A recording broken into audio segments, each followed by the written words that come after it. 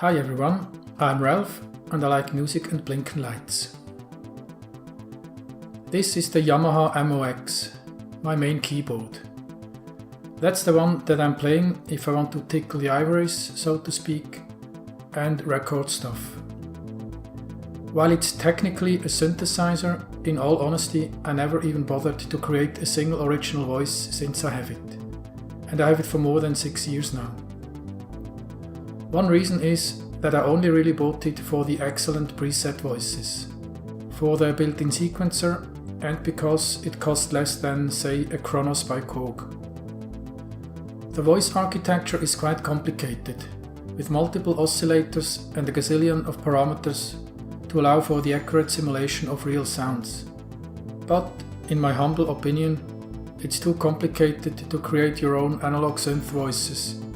At least not as easy as on one of these analog or virtual analog synths. This one, not that one. Now, why am I telling you this? Yes, I was quite content using the 1,000 or so preset voices, when a while ago, and also again very recently, I found a collection of voices on the internet that you could download and load onto your MOX.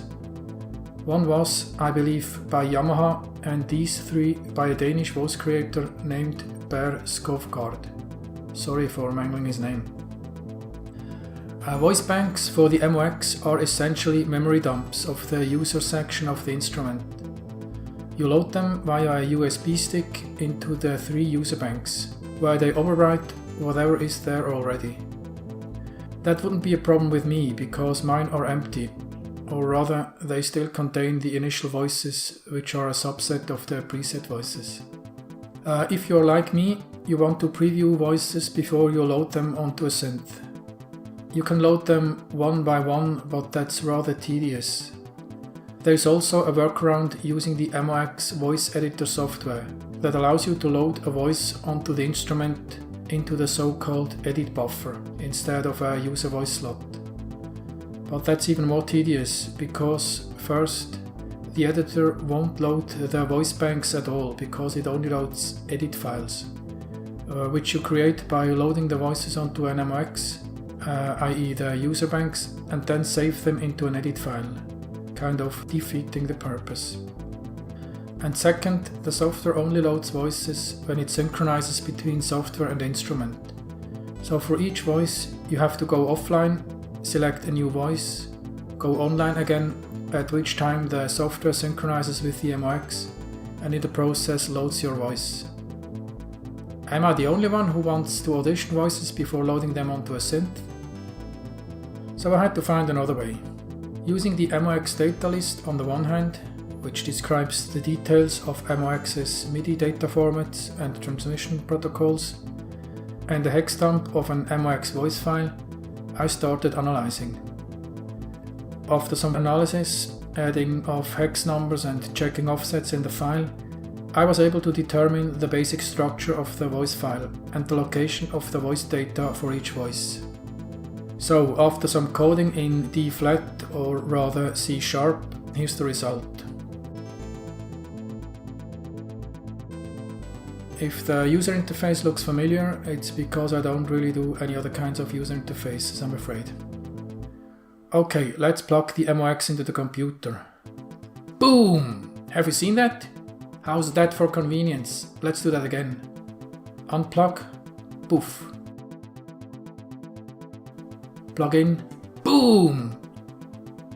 You see, why not avoid writing complicated device selection user interface code and do the convenient but cheap thing instead? Anyway, as per usual, the UI is kind of dodgy, but it does the job okay. You open a voice file, a voice, not an edit file, and then get a list of voice banks contained in it. Here are the 3 user banks, but you can also list the voices by voice category. Whenever you select a voice in either panel, its voice data is sent to the MOX's edit buffer. You can play it, but it doesn't overwrite a memory slot. That was easy.